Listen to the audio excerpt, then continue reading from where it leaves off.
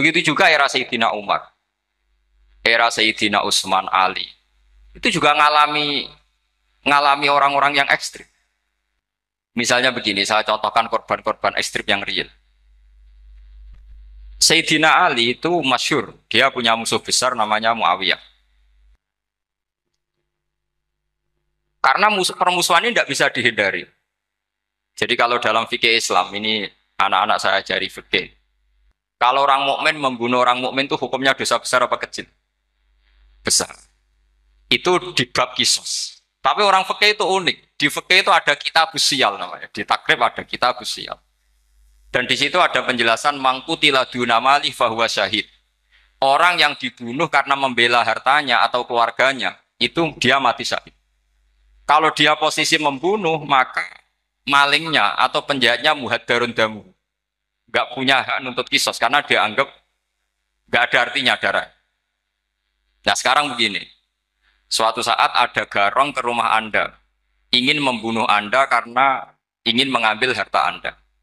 Anda ingin ingat status mukminnya atau status garongnya. Terus kamu mau dibunuh diam aja. Saya tidak mau membunuh orang mukmin atau membunuh orang muslim. Nah, kesulitan yang dialami Sayyidina Ali seperti itu. Orang-orang Khawarij cara berpikir Ali ku geblek. Wong mukmin kok pengen mateni wong mukmin. Muawiyah ya geblek pisan. Wong mukmin kok pengen mateni orang. Padahal suasana sudah kacau. Ketika seorang penjahat mau membunuh yang punya rumah dan yang punya rumah ingin membunuh penjahat, itu namanya mukmin bentrok sama orang mukmin. Apa orang benar sahibul hak ingin mempertahankan haknya? Tidak sampai saya tanya. Itu sahibul hak, yaitu yang punya rumah ingin mempertahankan haknya. Meskipun dalam duel ini kadang terjadi pembunuhan. Nah di sini ini ya, ulama ahli sunnah menyebut masalah istihadiyah. Kelompoknya Sayyidina Ali mempertahankan nyawanya meskipun dengan cara membunuh pasukan Muawiyah. Pasukan Muawiyah juga mempertahankan nyawanya meskipun harus membunuh pasukan Ali. Zaman itu susahnya istihad seperti itu. Tapi orang Khawarij cara berpikir enggak, ini biang keladi masalah itu Ali sama Muawiyah. Mereka malah rapat, ya sudah dua-duanya bunuh saja. Ya masyhur tuh, akhirnya Sayyidina Ali dibunuh oleh orang Khawarij. Makanya ini penting ya, pentingnya ngaji seperti ini. Jadi kamu harus dilatih berpikir nubuah. Ya, dilatih berpikir apa? Nubuah disebut al-ulama warasatul. Meskipun dengan cara yang ekstrim, tapi pikirannya saja, jangan perilakunya. Saya punya contoh sekian kasus, sekian tragedi. Misalnya begini, saya itu dulu punya teman, dia soleh, bisa baca Fathul Mu'in. Dia itu janggal, bilang sama saya, Gus, tidak biasanya Rasulullah itu agak-agak nyindir orang fakir. Ini kok ada hadis kadal fakru ayakuna kufur. Bahwa kefakiran itu mendekati apa? Kekufuran. Dia itu aneh sekali. Biasanya tidak biasanya Rasulullah kritik seperti itu. Walhasil ini singkat cerita, anak ini ngalami satu trauma. Dia itu miskin. Gara-gara miskin gitu jadi buruhnya orang non muslim. Dan sering disuruh nganter majikannya itu ke tempat-tempat lokalisasi.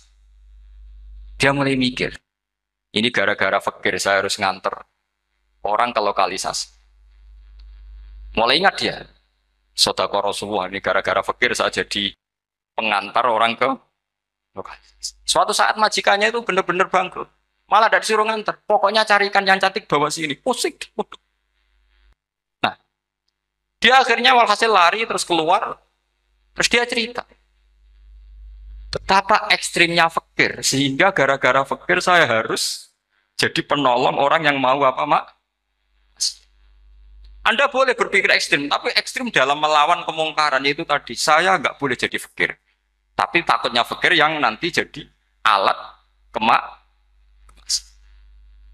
Imam Ghazali juga punya contoh seperti itu. Imam Ghazali pernah marah besar ketika tren di Baghdad itu orang belajar fikih semua. Hatta la yakuna thamma tabibun illa min ahli dhimmah, kata beliau. Sampai di Baghdad itu tidak ada dokter kecuali orang kafir dhimmah.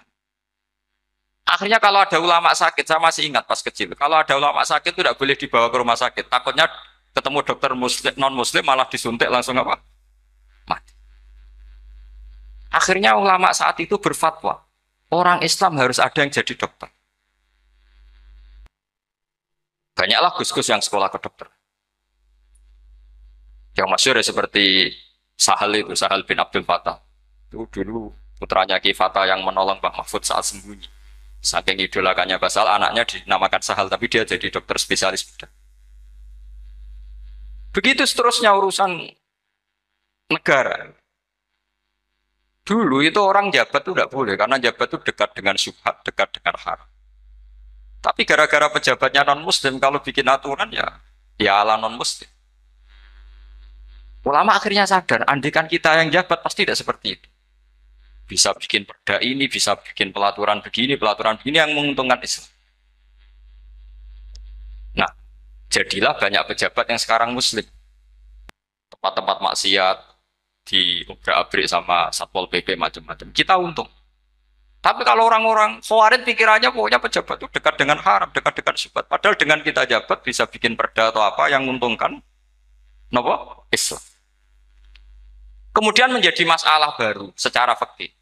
Ini adik-adik dengerin biar kulino senam fikih. Kalau caleg soleh, misalnya Mas Nadif nyalek, ini tadi tak guyoni, mau jadi bupati ndak, kalau ya mau usah dukung. Jadi misalnya gini ya, Zaid sama Bakar, misalnya Bakar itu orang soleh, mau jadi calon lurah. Dia tahu kalau dia lurahnya kampung lebih baik. Kalau yang jadi ini Zaid, itu kampung itu rusak, karena dia suka dugem, suka macam-macam. Kemudian Zaid ini pasti jadi karena beli suara. Misalnya per kepala itu dibeli 50.000. Bakar ini kalau nggak beli suara, kalah. Padahal dengan kalahnya Bakar artinya kemenangan, kemungkaran. Itu zaman era Fathul Mu'in, muridnya Ibnu Hajar Al-Hitami.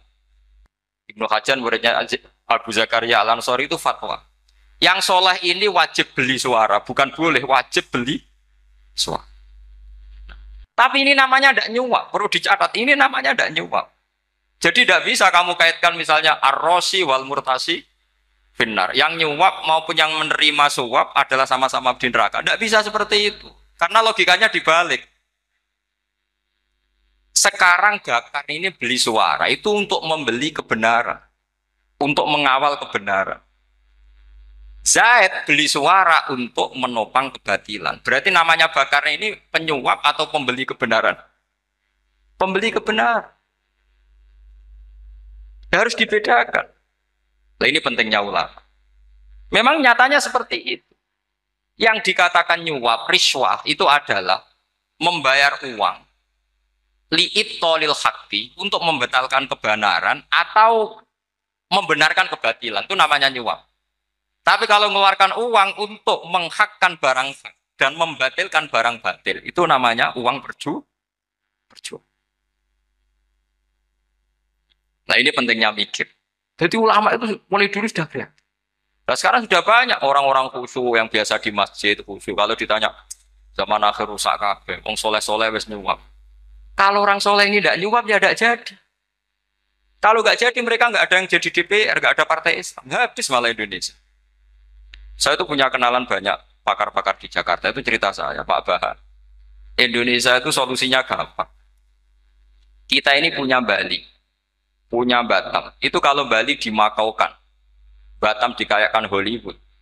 Amerika kaya itu bukan karena hebat. Pornografi dijual. Tinju di Nevada itu dijual, di Las Vegas dijual. Apa saja dijual. Kok tidak kaya itu gimana? Sementara Indonesia mau aur-auran gitu sukan partai Islam. Sebenarnya Indonesia gampang, kalau ingin kaya Bali itu dikayakan Hollywood atau dikalahkan Makau jadi kota judi. Batam dijadikan kaya Las Vegas. Itu transaksinya pasti triliunan. Orang kamane wong udo dijual, judi dijual, orang tinju dijual. Tapi gara-gara ada partai Islam, nyari rumus solusi ekonomi itu yang tidak seperti itu. Akhirnya kangelan. Akhirnya rapat isu. Tapi barokah tetap barokah partai apa? Yang menangnya caleg-calegnya rata-rata ya beli. Kalau tidak beli habis. Saya bukan menghalalkan nyuap, enggak. Kalau nyuap tetap haram ila yaumil qiyamah.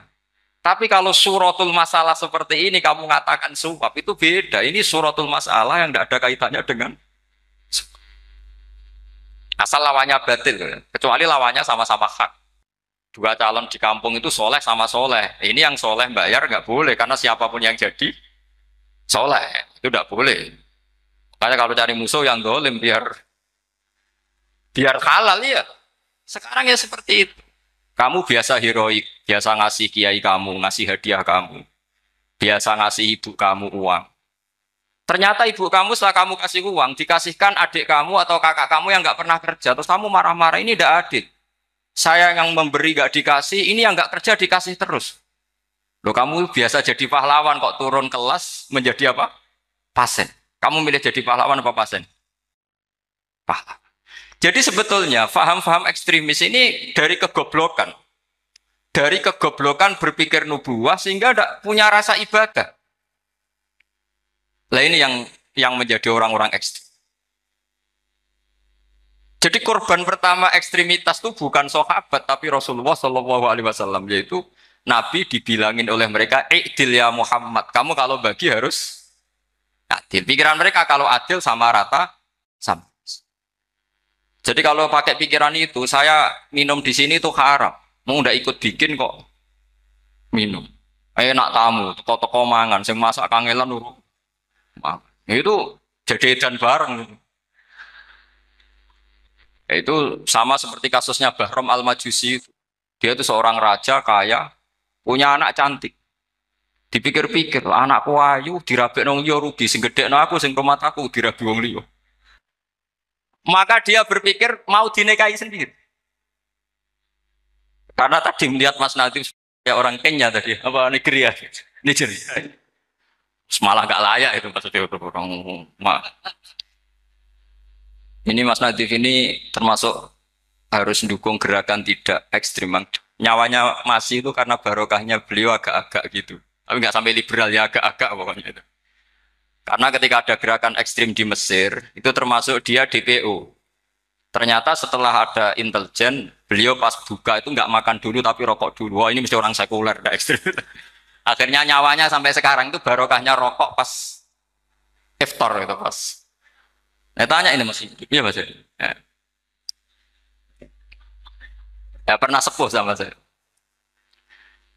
Jadi pikiran-pikirannya Bahram itu seperti itu. Walhasil akhirnya Bahram itu menikahi anaknya sendiri. Masyhur itu dalam cerita. Jadi ceritanya itu ada seorang wali tidur di Masjid Haram sama Rasulullah, ditemuin gitu. Terus kata Rasulullah, salam saya untuk Bahram Al-Majusi. Ternyata dicari-cari nggak ada Bahram lain kecuali Bahram yang berdua, bahkan anaknya sendiri mau dinikahi. Ya cara berpikir karena seperti itu. Kalau kita berbuat banyak harus dapat. Itu bahaya. Bahaya sekali karena kalau dalam teori beragama itu al yadul ulya khairum minal yadis sufla. Kalau biasa ngasih ya ngasih saja, itu heroik. Itu bagus. Jangan biasa ngasih sekarang bermental apa? Makanya saya itu kalau ngajar di pondok yang dulu pernah saya belajar di situ atau yang pernah sepuh itu, dikasih itu bingung. Karena saya ya masih waras itu. Jadi kalau dikasih itu bingung. Tapi banyak juga guru-guru yang dulu ngaji lama setelah ngajar di pondok alma maternya nuntut. Itu saya tidak tahu itu. Itu sudah ada agak-agak kayak itu tadi.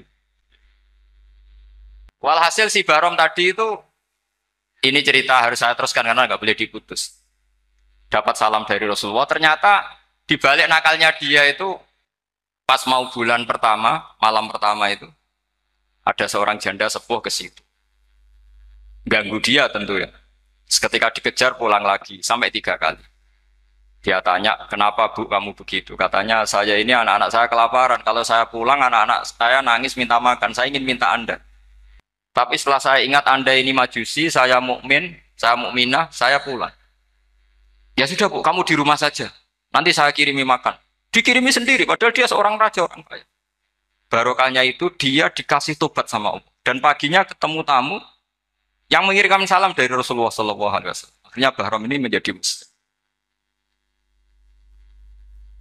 Tapi intinya berpikir seperti tadi itu salah, bahwa kalau saya jasa banyak harus mendapat apa?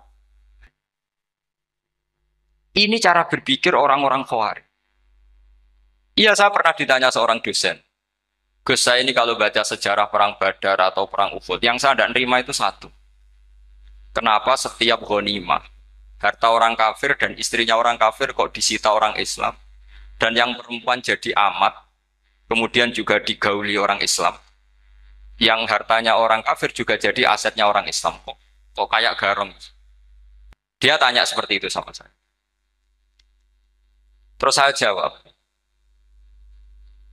kalau sampean ada garong dan kemudian bawa senpi, senjata api, kemudian garong Anda, penjahat Anda lumpuhkan, ya senpi itu harus Anda kembalikan. Monggo penjahat ini kagungan jenengan beto wangsul. Karena ada milik Anda, harus dikembalikan. Wah, tidak bisa Bapak, kalau saya kembalikan pasti dipakai jahat lagi, dipakai kriminal lagi. Ya sama, kalau asetnya orang kafir dikembalikan ke orang kafir, akan menjadi aset kekafiran lagi untuk menghancurkan kita. Nah, perempuan juga sama. Perempuan itu alat produksi. Jika perempuan tadi dikembalikan ke orang kafir, maka kamu menolong populasi orang. Ya seperti itu. Paham?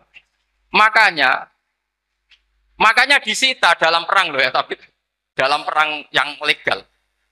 Nah itulah kenapa amat halal. Makanya di Quran itu illa ala azwajihim aw ma malakat aymah. Paling enggak itu masih ada ulama atau pemikir atau ustadz siapa saja yang bisa memahami logika apa? Nanti kalau ulama ini sudah meninggal, orang akan mencibir Islam dengan cara mengatakan Islam itu jahat, yaitu menyita hartanya orang kafir dan istrinya orang kafir setiap kali terjadi perang. Karena pemikiran ini pasti sama-sama kutubnya, sama-sama ekstrim. Nah ini penting saya katakan. Makanya masyhur itu perdebatan Sayyidina Ali dan Muawiyah. Ini saya kutip sedikit. Ini ya sama-sama berpikir ekstrim, tapi ekstrim yang baik. Walhasil dalam satu kerja bakti di Masjid Kuba, itu ada sahabat namanya Ammar. Ini di depan umum, ini penting. Kalau dalam ilmu hadis di depan umum ini penting karena nanti menjadi mutawatir. Beda dengan hadis yang Nabi ngendikan sama satu dua sahabat, namanya hadis ahadi. Di depan umum Nabi guyon gini sama Ammar, ya Ammar waihak taktuluka alfiatul baghiyah. Ammar, kamu ini nasib kamu itu agak sial.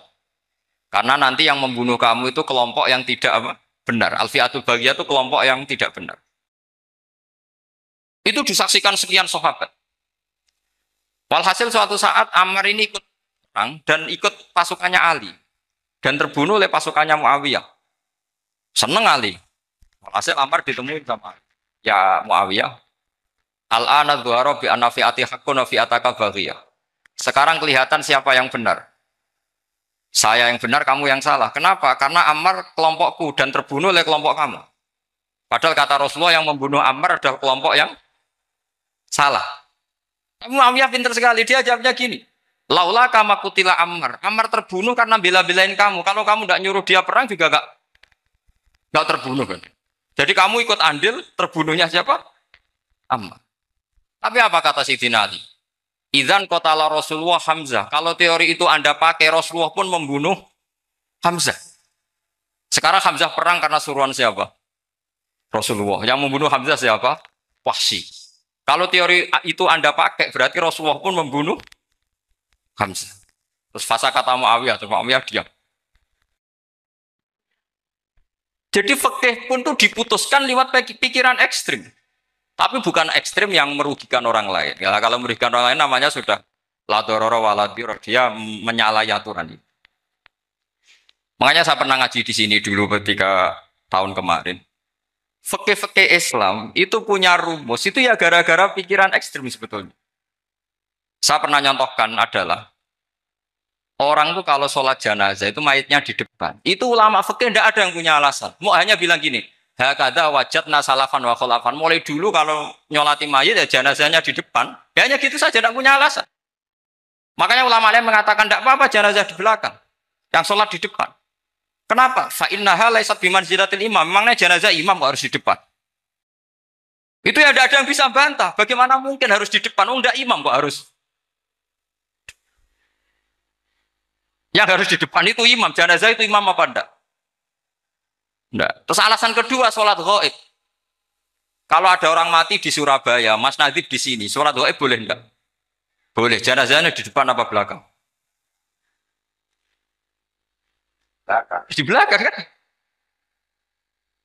Berarti harus enggak jenazah di depan? Ya dia mau ngakeh yang jelas kalau itu. Lah ini contoh-contoh kecil. Nah orang Khawarij itu orang yang paling tidak mau menerima otak adik seperti itu. Akhirnya jadi goblok bareng tadi. Ya makanya Rasulullah pun jadi korbannya Khawarij. Muhammad kamu harus adil. Karena pikiran mereka adil itu yang memberi banyak ya dapat banyak. Kalau pikiran nubuah tidak seperti itu. Kalau yang biasa memberi, biasa heroik, biasa baik ya biar tetap biasa memberi. Jangan dilatih jadi apa? Fasih. Ini mungkin adik-adik juga agak keberatan, tapi harus dilatih. Makanya saya itu jadi kiai itu ya mulai kecil anaknya kiai butuh kiai. Saya itu ya mulang tuh senang. Saya tidak pernah terlintas dikasih santri atau dihormati ya enggak. Mungkin sampai mati agak terlintas. Ya pikiran saya sederhana. Biasa mulang pahlawan malah sekarang pasien itu malah kayak cemen, kayak turun kelas itu. Jadi saya terus ya enggak kepikiran sama sekali. Loh kalau saya minta sama Allah karena itu atasan saya. Makanya ada ulama yang ekstrim gini, ini kisah nyata. Ada ulama alim datang ke seorang raja. Rajanya ini soleh padahal. Ternyata pas raja itu berdoa, ya Allah saya kasih ini, kasih ini. Padahal ulama tadi itu mau mengajukan proposal. Mau minta apa gitu. Terus dia pulang ketika ditanya, Pak Kiai kenapa pulang? Ternyata raja itu minta zat yang sama yang saya mintai. Kalau raja saja masih minta, ngapain saya minta raja? Saya akan minta zat yang dimintai raja. Terus pulang dia. Wah, itu ya pikiran ekstrim, tapi bagus ekstrimnya. Saya akan minta zat yang dimintai. Kalau sampean kan enggak, uteke saya les, sholat dinteni, tetap jalo. Oh, orang mikir seperti itu. Memang salah didik, salah itu tadi. Nah, ini harus dilatih. Masyhur itu ketika Nabi pas Fathu Makkah itu, orang-orang Ansor komentari Nabi gini, ketika Nabi sangat happy di Mekah, sangat enjoy di Mekah, kata orang-orang Ansor, Amar rojul adroka durok fatun fi ahli wa ulfatun fi asyiroti.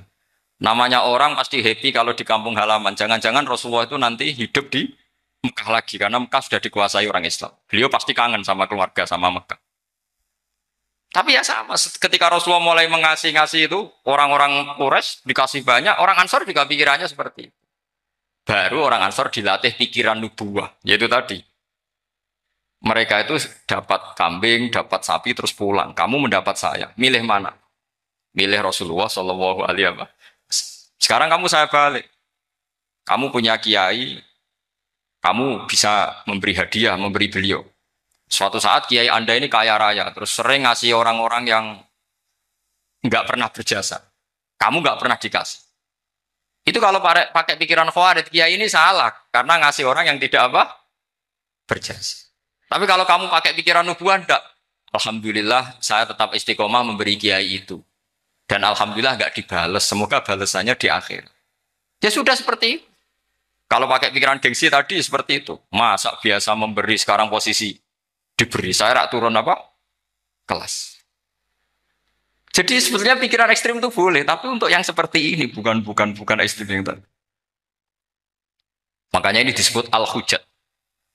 Al-hujjat itu satu logika yang bisa mematahkan asumsi awal. Ini saya harap santri-santri matolek, putra maupun putri berpikir seperti ini. Sehingga sama. Jadi misalnya sekarang dibalik. Kalau ada orang NTT yang masih non-muslim, itu orang kafir yang harus dibunuh atau orang kafir yang harus didakwai. Mesti pikirannya itu, kalau Nabi itu ya semua yang didakwai Nabi dulu orang kafir. Nah, ketika Nabi di Mekah itu pertama ketemu orang kafir itu dibunuh atau didakwai? Didakwai. Ya berarti pilihan sekarang ya didakwai bukan dibunuh. Nah soal perang itu beda dengan membunuh. Ada janjinya, ada macam-macamnya, terus nggak ada solusi, itu baru ada apa? Jadi kalau sudah dibalik-balik gitu, makanya kata ulama-ulama, Khawarij itu pasti salah. Pasti salahnya adalah kalau orang tidak benar ya dibenarkan, bukan dibunuh. Kalau setiap orang kafir dibunuh, Nabi kapan jadi nabinya? Karena orang kafir habis. Jadi metode bil hikmati ya ada, al-mau'izatul hasanah ya ada karena orang kafirnya sudah apa? Mati. Terus, pertanyaan kedua, kalau Nabi harus ekstrim ngapain yang ngawal Jibril? Halnya Israel lebih efektif.